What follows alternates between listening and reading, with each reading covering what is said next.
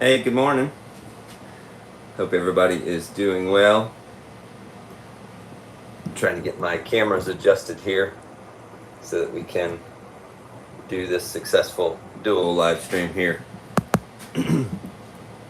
I am, as I said, as you probably saw on the preview, I am doing an online sale this coming Friday at noon Eastern. Sorry, adjusting my lights there. All right, so Friday at noon Eastern on my website, MatthewKellyPottery.com, I will be having my online sale for July for Woodfire number 8. Also, I will be having a Patreon preview sale for those who are patrons of mine. I'll be doing that for the previous day before, so I'll have everything ready. Probably by Thursday at noon, maybe Thursday evening. I'll probably maybe do it for Thursday evening, maybe 6 p.m. through the next day at noon. I can make my website password protected, so I usually do that for my patrons.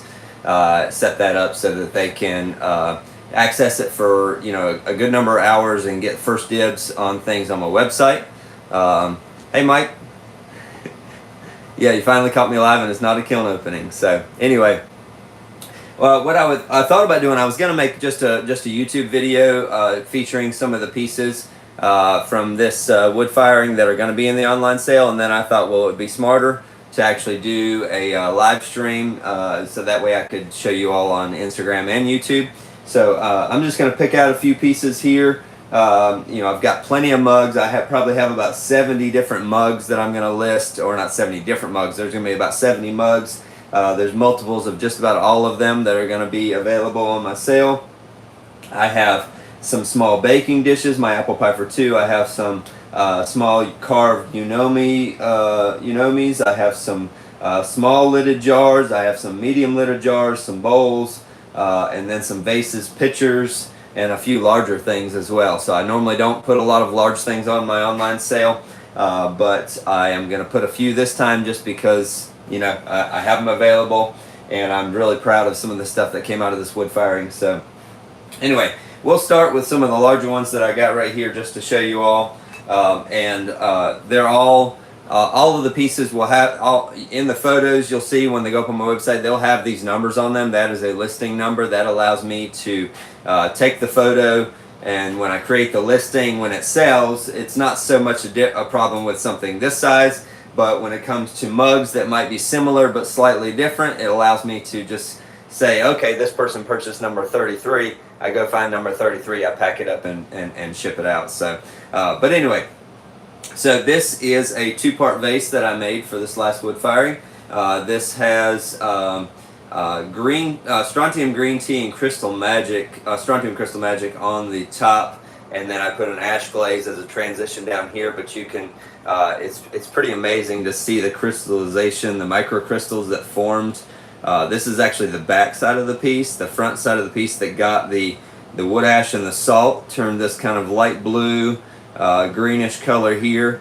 But then on the back side, where the atmosphere was different in the wood kiln, you got all these microcrystals, some kind of like darker gray in the background there. And then this kind of light green, turquoise, and blue with those little rutile and strontium crystals that formed in the main part of the glaze there. And then even in the drips there, because the ash glaze that I use has rutile in it, so sometimes you get these drips that have crystals, rutile crystals, and then like some blue in the actual drip that looks pretty neat. So that's one that will be available. I don't have prices on anything yet because all I've done is taken the photographs. I haven't even listed them on my website yet. That's part of today and tomorrow's goal, is to get all these listed and descriptions written. I have a couple larger jars that are going to be available. This is probably one of my favorites from the whole firing. I love this glaze combination. This is my iron rich slip, a darker blue glaze that I have compared to the rutile that I do over top of that slip, and then I have an ash, a red art and ash glaze that I put here as a transition that allows this color change from the blue to the green to the brown in the drips. All these jars have the lid with the gallery in the lid and then they sit down kind of like in and over the top of the rim of the jar. All of the lids were fired on the jars, so you'll have wad markings that are on the rim as well as on the bottom side of the jar. You might be able to see some of the wad markings there, especially that one right there at the bottom. You can kind of see where the discoloration is. So yeah, that is a jar that will be available as well. That is number 81. So I have, I think, 81 listings that I'm going to have, at least as of right now. The other larger jar that I have, this one's an interesting one. I love the color on it. This is a rutile blue with the same red slip that's under the darker blue there. This one, one of the wads, we put the wads on the rim. We glue them on, and then we set the lid on. Well, somewhere between gluing that on, putting it, and setting it in the kiln, the wad that was right here fell and landed in the handle. And so during the firing, it actually fused into the glaze inside the handle. And, you know, I didn't have the heart to grind it out because it's going to make it look worse than leaving the wad there. And so it's just kind of cool. If you don't like that sort of thing, then, you know, it's going to be seen as an imperfection. But to me, I was like, that's kind of cool. I mean, like, it's you know, I definitely didn't want it there. But it's kind of like one of those oopses that is not really like fatal, because it's not like a cracked piece. It's not like totally lost. It's still a beautiful jar, and it's got a little bit of a story to it, because it's like you can actually see that wad is sitting right there on the handle, and it just happened to fall off and land right there, and then when the glaze melted, it fused it in. So that's kind of neat. But like I said, the interaction between the rutile blue and the slip decoration is pretty fantastic. Just how it melts some of the slip and then pulls it with it as it runs. You get these cool drips that come off the handle there of the glaze, and then I use the same rutile ash glaze on this one as that first one that I showed. So what is a wad, Matthew? Wads, at least you don't.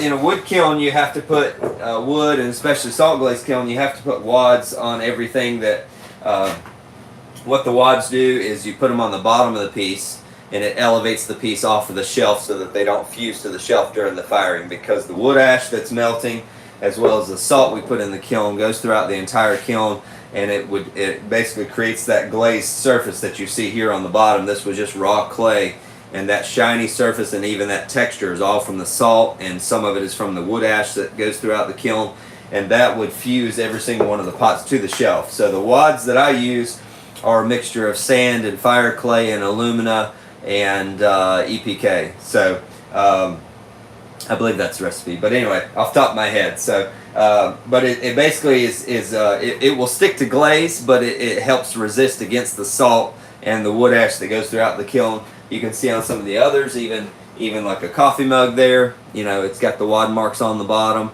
but most of those come off fairly easily. And so we just take those off once, and that's part of the whole process of once we unload the wood kiln, we have to take all those pieces, and if the wads are stuck, we have to grind them off with an angle grinder, and then we have to sand them smooth. So there's a whole process of cleaning all those pieces up before they're available for sale. So let me go through a couple more here of the larger pieces. Here's a really nice form I enjoy making, these really wide bellies. I make these in two sections as well. I'll make this bottom section up to about here one day, and then I'll come back the next day and put the top on. So this, I think, was about a I'm trying to remember now how many pounds that was. Anyway, this is probably about a 3 to 4 pound bottom, and then I added probably 1.5 pounds as that neck to create that. This actually was that same blue that was on the darker, this blue that's on this, but what I did is I put the Strontium Crystal Magic on the rim of this, and then I dipped the blue over top of it, and that caused the glaze to really change color because of that combination. And this one has some of that cool microcrystalline growth as well on that side. And then you can see as soon as it turns, it changes from that to the other.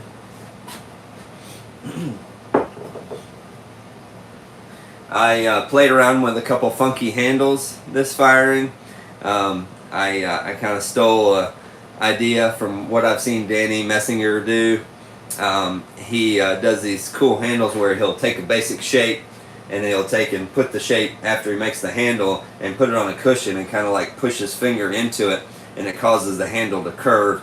And so I did that with these. I made these kind of like little triangular shaped came to a point, and I made them curve, and then I attached them here and coming to a point there, and then I put some little buttons at the base of the handle there as well, just like I do with most of my handles. So those are kind of funky, but this one has that same decoration as that first jar, the red slip with the blue, and then the ash glaze around here, and then just the raw clay there at the base that you can see the difference between where it was facing in the kiln. The atmosphere change on the back side here that got more of the toasty brown, and then the salt and wood ash that hit more of this side to give it the that texture and design.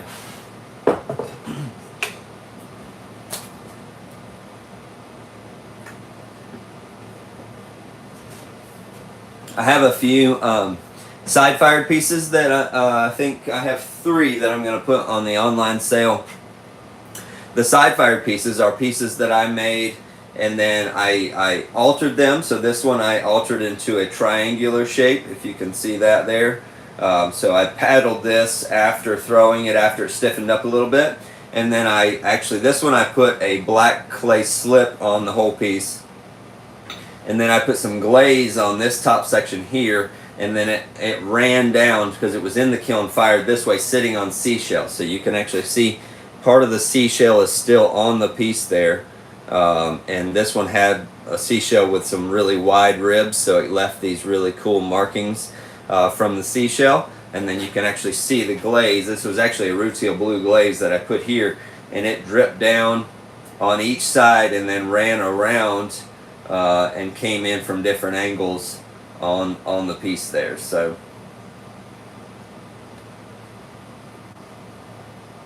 that's number 66. Let me grab a couple of the other side fire pieces.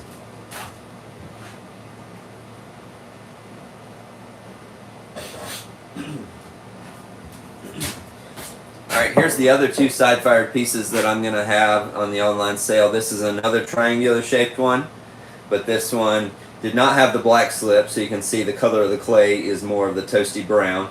And this one I put a blue ash glaze here and a brown ash glaze, brownish green ash glaze there, and then they dripped around, and so that way I got blue drips coming in from this side and like greenish brown drips coming in from this side. That's something I have kind of enjoyed doing quite a bit, and you can, like I said, you can still see the seashell marks, the 3 seashells that were on that one.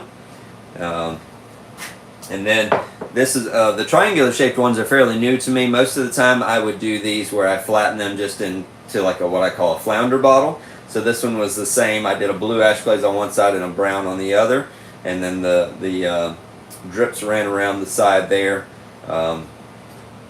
So these you have to, when you throw them, you have to throw them fairly skinny, because if you're going to flatten them this much, they get really wide.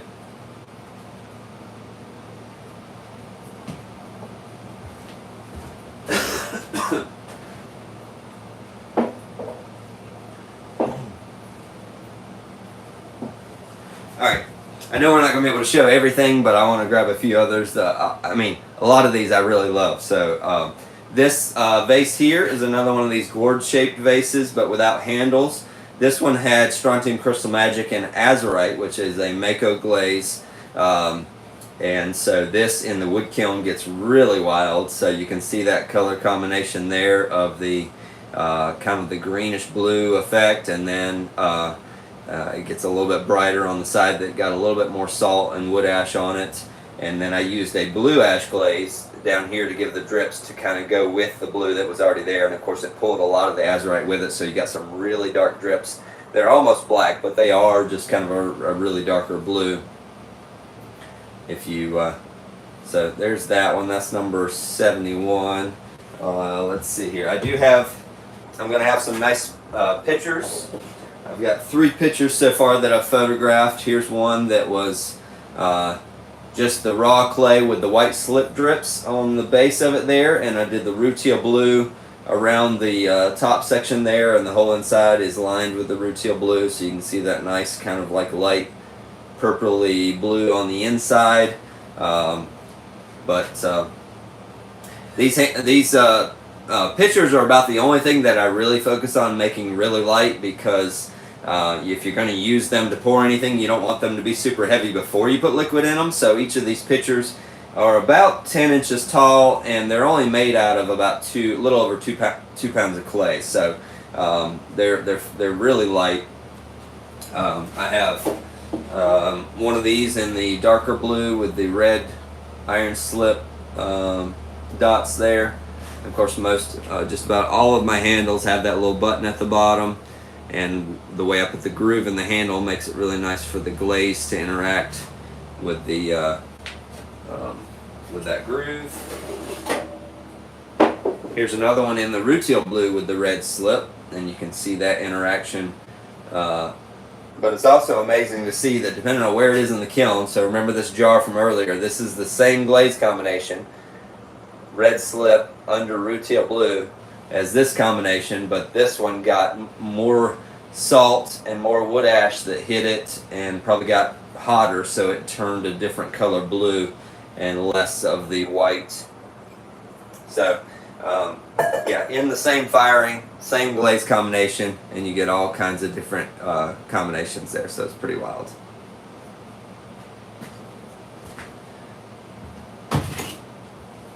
All right.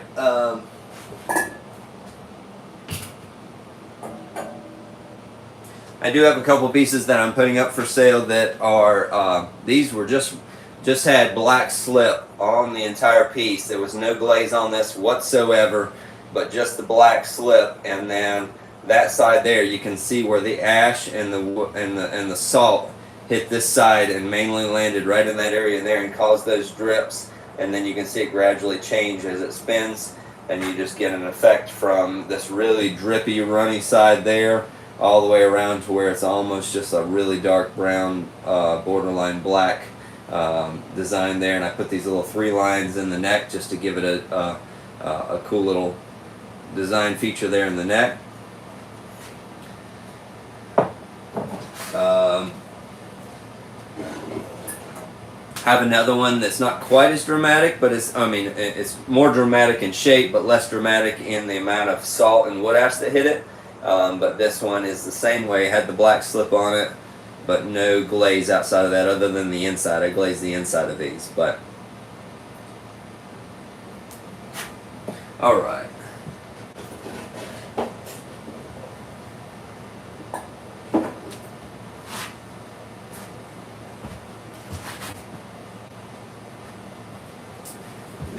The medium jars that I'm going to have are somewhere around this size. These are around like 8 to 8.5 inches tall. Some of them are wider and shorter, but these have the same style lid as the larger one I showed you earlier. And I usually do my slip decoration to kind of match the jar. So you can see on this one, the jar is divided up into these 3 buttons and then these 3 spots of slip decoration. And then I did the design on the lid with white slip dots that kind of can line up with either the dots or the buttons. But if you see there, I tried to line up the dots to go with the dots in the 3 different spots. So make it actually directional. You can put the lid on however you want, but I did make it intentionally to go with the decoration.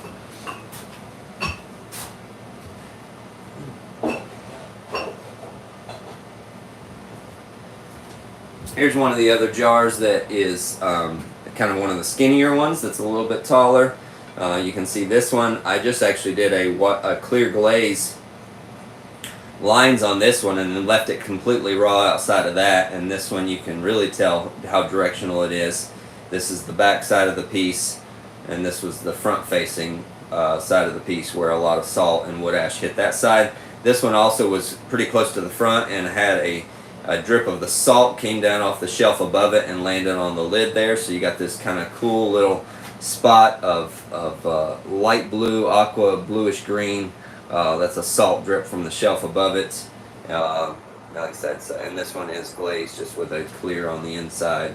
I used to glaze the inside of the lids as well, but sometimes that runs a bit too much and then it ends up sticking to the pot.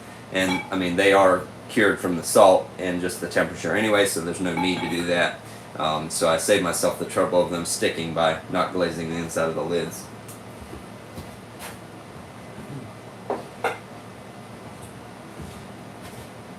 Alright, one more vase and then we'll go on to some other coffee mugs. This one I thought was pretty neat. I think this was I did a couple reels. I did a reel, I think, of this piece where I threw the pot and then put the swirl into it.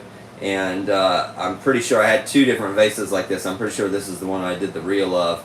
But this one is also pretty cool because you can see very directional look to this one, where this side of the piece got kind of washed out and you can see through the glaze. It becomes transparent, and on this side is very opaque, and a lot of kind of like microcrystalline things happening in the glaze there. And then on the inside, it's actually just my turquoise glaze is what it is, but it turned a bit more brown on the inside. But the swirls in that kind of goes all the way from here, it just kind of swirls all the way up, gives a really neat design. It gave a place for the glaze to break and different things to happen there. So pretty neat. Here's a couple of the small jars that I have just to give you an idea. Here's the big one I showed you earlier, and then the little bitty jar. These are made out of 3/4 of a pound, and then the lids are whatever they are. I just throw those off the hump and then throw them this way to make the gallery, and then turn them over, trim them, and add the knob. But this one is similarly decorated to that other one that I just showed you, where it just had the clear glaze lines, and then the rest of it was just the raw clay, and let the salt and the wood ash and the flames do the work. And just about everything should have my hand signature with a number 8 on the bottom. I do take a picture of every bottom of the piece if it's online for sale, so there may be a piece or two that don't have the 8 on there, because I don't necessarily sign everything with the number, but most pieces I do. So if you are looking for a piece from wood firing number 8, then make sure you check the pictures on the listings to make sure it has that.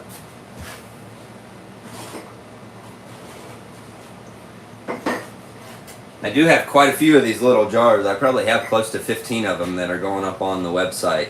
I haven't made these in probably around a year, because I have always had these on my list to throw for the wood kiln, but they don't always get made.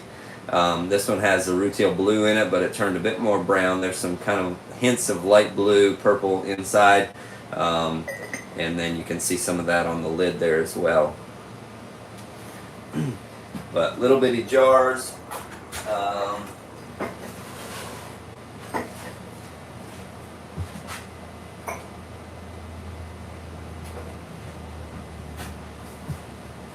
Here's a couple of the other color combinations. We have the iron slip with that blue, and then we have the white slip dots with this bluish green ash glaze. Like I said, all the pictures, I try to take a picture of every side of a piece when I'm doing photographs. So yesterday I probably took 400 to 500 photographs yesterday. So.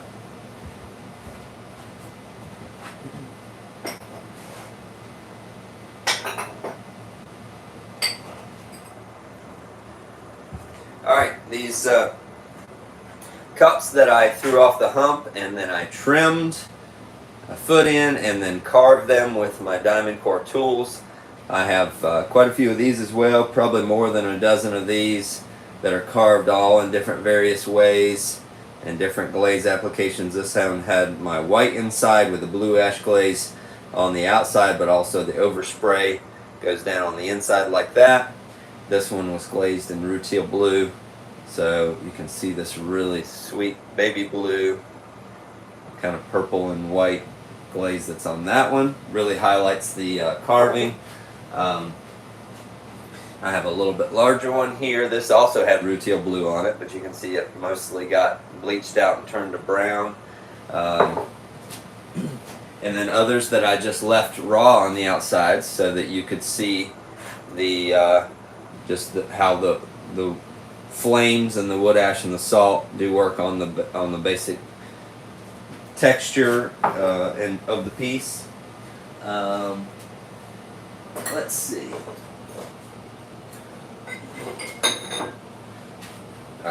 two more of these. Here's one that's really dramatic. You can see the difference in the sides of it as I turn it. How this was the front-facing side here that got really kind of a lot of salt and wood ash, and then as it turns, it gets kind of more toasty brown and just highlights all those carving marks. I did carve most of them around that part there on the bottom, trim the bottom, and instead of signing these, because they're so hard to sign in that area there, I just used the stamp that I use on my handles. I used it in the center of the bottom, kind of like as a maker's mark on those. The other one, here's another rutile blue one, where, like I said, you can see where it highlighted all of the carving.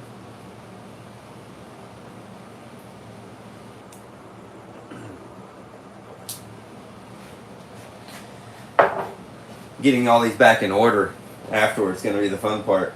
I number them all before I take photographs, and then I put them on this rack over here so I can kind of keep them all organized and find them when they sell. So that'll be fun. Getting them all back where they're supposed to go now that I've moved half of them. As far as coffee mugs, I make several styles of coffee mugs because a lot of people like a different coffee mug based on how much it holds, or based on the style of just the shape of it, or how the handle feels. So here's like probably one of the taller mugs that I make. Makes a lot larger handle where you can, like even me with larger hands, not super large, but long fingers, I can fit 3 fingers inside that one. I really can't fit 4, but if probably most females probably could fit 4 fingers inside there and still have their thumb on there, because I can kind of do it. And these are all, like I said, should all be marked with a number 8, because I do number all of the coffee mugs. Here's one with the rutile blue and the red slip. You can see that really sweet interaction there. This one doesn't have as many drips, but still has an ash glaze that I sprayed there as a transition. But this one is 3 fingers for me as well that fit in that handle. I always love this shape of pot because the handle fits so well in that space where the curve is going in. I have a bit more trouble with pieces that don't have that curve, but still try to get a handle that looks good and feels good for that space.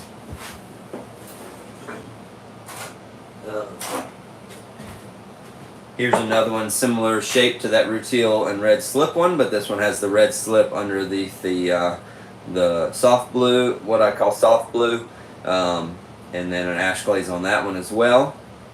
As you can see, even that one has even a bit more space than that handle. It could be the curve in here or just a little bit wider handle sticking out. One thing I can report to you that I use these in the microwave all the time. All the pottery is safe in the oven and microwave. Of course, most pottery is recommended that you start in a cold oven, like for my baking dishes that I have. My wife just made a pie last night, so in one of my baking dishes. And so if you put all the ingredients in, put it in the oven, turn the oven on, you have no problem, because this all has been fired to 2350 degrees. So it can handle the heat, it just can't handle the thermal shock sometimes of being full of ingredients that might all be cold. You stick it in an oven that's 400 degrees, you could have thermal shock issues there. So most pottery is recommended that you start in a cold oven. But in the microwave, I use these all the time in the microwave because I don't drink my coffee fast enough, and I'll have to heat up the last half of the coffee. And the coffee gets hot, but the handle does not, because the clay is mature enough that it doesn't soak up too much water in the dishwasher or being washed in the sink.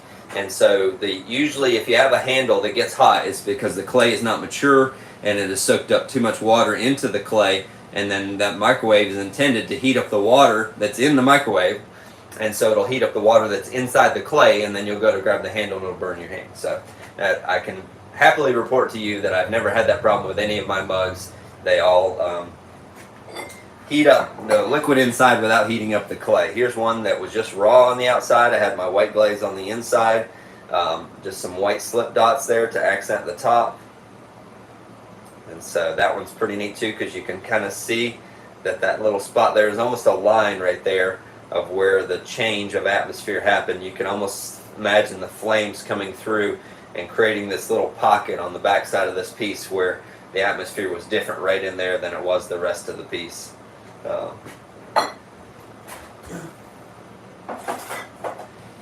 I have a few mugs. I played around again with my my brushes, my bamboo brushes, to do some bamboo design. This one got a little bit washed out. I need to do my slip a little bit thicker, but I did some bamboo design. I have about four or five of these where I have the bamboo design that I did on these. So it's kind of a and that one got quite a bit of salt on that spot, which kind of washed it out of it, but you can still see the bamboo there. So I dipped these in white slip and then took my black slip to do the bamboo decoration. Also, these have a little fluted foot on the bottom. I don't do that on a lot of pieces, but these have this little fluted foot. And they're a bit shorter, but they have this wide base. So if you want a really stable coffee mug with a wide base. Hey David, any signature series? Hey, I got you. I have you an apple pie for two with your beloved signature series on it. I have some of these straight-sided mugs. One of my favorite coffee mugs I've kept for myself over the years is one just like this. That is just a straight-sided mug with a basic handle, but I had carved with the round tip carver from Diamond Core Tools. I'd carved these vertical lines. I have hiccups. And so I have two of these that are they don't have any slip on the outside. And this one had white slip, believe it or not, on the outside, but where I put it in the kiln, it got really heavy salt and heavy reduction and kind of turned that slip kind of a gray color. But it also has kind of the white inside, which turned a little tint of yellow. But there are four of these, and then two that are like this that did not have the white slip, so you can see a big difference there in the look of the piece. But also these were still on the floor in the middle of the kiln, which gave a really heavy salt and heavier reduction look to the piece. Actually, the mug that I kept for myself out of this firing was just like this, except it had a wad that I had placed on the side and put it up against a post and gave me a nice wad mark there. All right, let's see. All right, I could show you plenty of coffee mugs because there's a whole lot of them, but you guys know. Here's my apple pie for two dishes. These are just a basic baking dish. I do a little swirl on the bottom there. They do come with a recipe card, apple pie for two, with a recipe on the back. It's actually my mom's apple pie recipe that we cut down that it would fit inside one of these. And so if you're using a ready-made pie crust, which obviously homemade is better, but not everybody has time for that, you can actually use one of the two crusts and just put it in the bottom, put all your ingredients in, and fold the top over, and it covers everything but about a 50-cent piece size in the top, and you can put that in your oven and bake that. Now the one my wife just baked was not this small because that's not even apple pie for one, if you ask me, but it's a cute little dish if you're giving away a gift. Great idea if you want to buy one of these as a gift. Yes, Danielle, apple pie for one if Matt is eating out of that, yes. You could actually give this as a gift, but bake the pie in it first. Give it to them. Don't forget to give them the recipe card, but bake the pie in it and give it to them. So, let's see.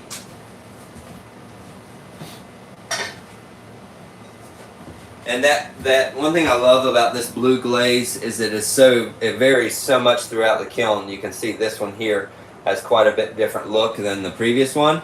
I have listed all of these under one listing number, so you'll get a variation. If you order one of these, you'll get a variation of color based on where it was in the kiln.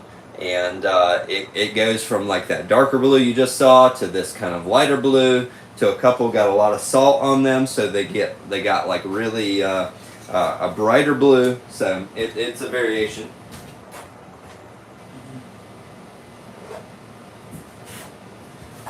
Here's one of the ones with brighter blue.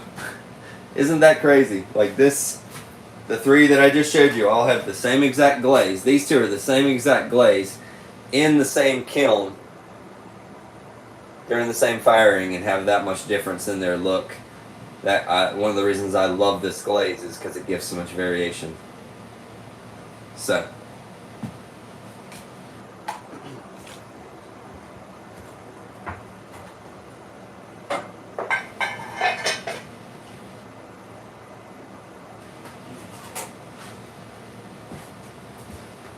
Here, for David's enjoyment, here's what he considers my signature series, because my signature, he thinks, when I do these squiggly lines, it looks like my signature. So, there you go, David. Some of the mugs I'll have listed also have a slit above the handle. That's not a mistake. Those I consider my tea/coffee mugs. You can use them for coffee, but you could also use it for tea and put the string for your tea bag through that little slit so that as your tea bag is steeping, it doesn't fall in to the mug.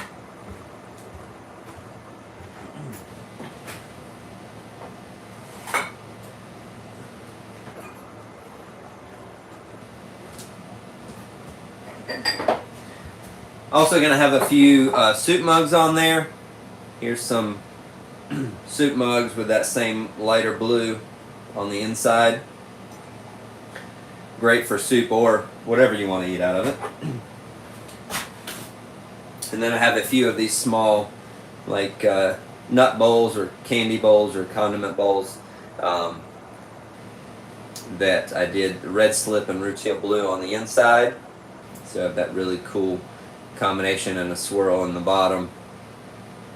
If I get around to it, I might add a few more things to the online sale. But as of now, that's about all I have listed. I have, like I said, a lot more coffee mugs. I think I have a total, like I said, around 70 coffee mugs that will be listed. I think there's only about 30 different listings for those because most of them have multiples. But like I said, coffee mugs, the Unomis, some vases, some small and medium jars, the soup bowls, apple pie for two, pitchers, vases, and some larger pieces.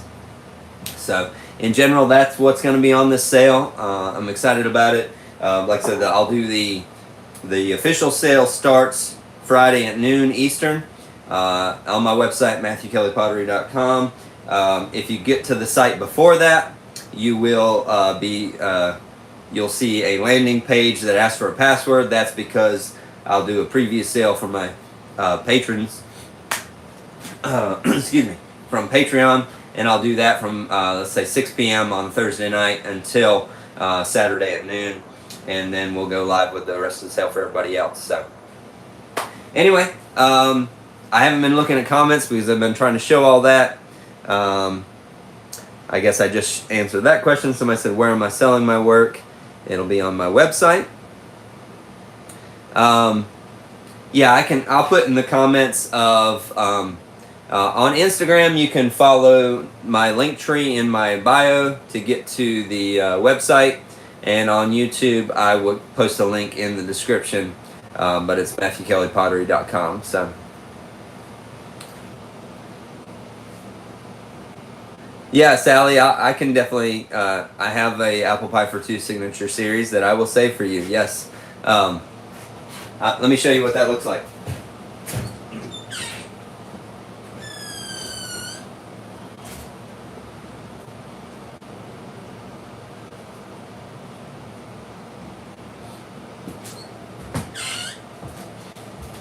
Yeah, I didn't have one of those listed, but I can save it for you, Sally.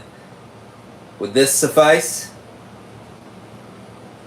Sally has been a longtime follower of mine on YouTube, and I think, yeah, she purchased an apple pie for two from my very first kiln opening, wood kiln firing sale, and she broke it not too long ago. So if that works for you, this has the black slip. Okay, good, Sally, it's yours. I actually just saw that you have a video listed on your YouTube. It popped up in my feed, so I'm going to check that out. You had a kiln opening video. So anyway, anybody have any pressing questions? Let me just look back through real quick.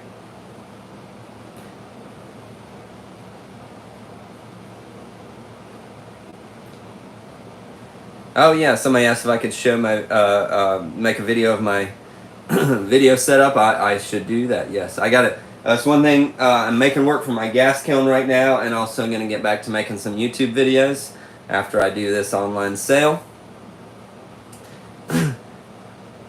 Do we bake it in there? Yes. we definitely bake pie in ours at. All right, Sally, sounds good. So, all right, like I said, thank you guys all so much for all your support on everywhere on YouTube and Instagram, all the social media. A 360 camera view would work. Yes, David, that's a good idea. I do have a 360 camera now, don't I? Yeah. So if anybody is wondering, oh shoot, I don't know where I said it. Darn. I was going to show you guys the secret of how I do those videos from the inside of the pot, but I guess you'll still have to wait. It's sitting over there somewhere.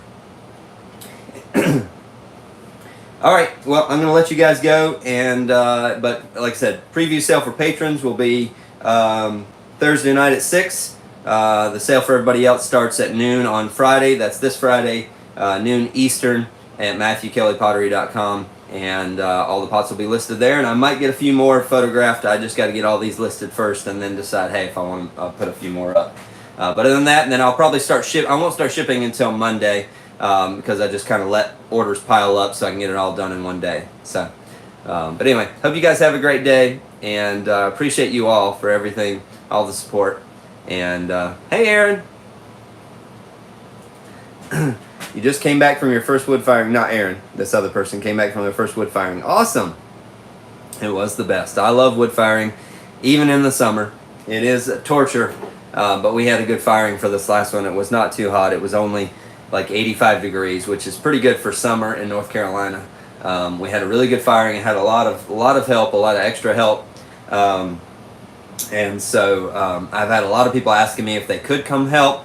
As long as the crew that I have continues to come back, I don't really have a need to bring on extra people, but we'll see, maybe in the future. Or I've played around with the idea of doing a wood fire workshop, but there's a whole lot that goes into that I'm not sure if I want to take on. So we'll see. But if not, I have met somebody recently that does have a studio where I might be doing a throwing workshop. It's in Eastern Pennsylvania, so stay tuned for that. It probably won't be until next year, but that would be something that I may be doing sometime soon.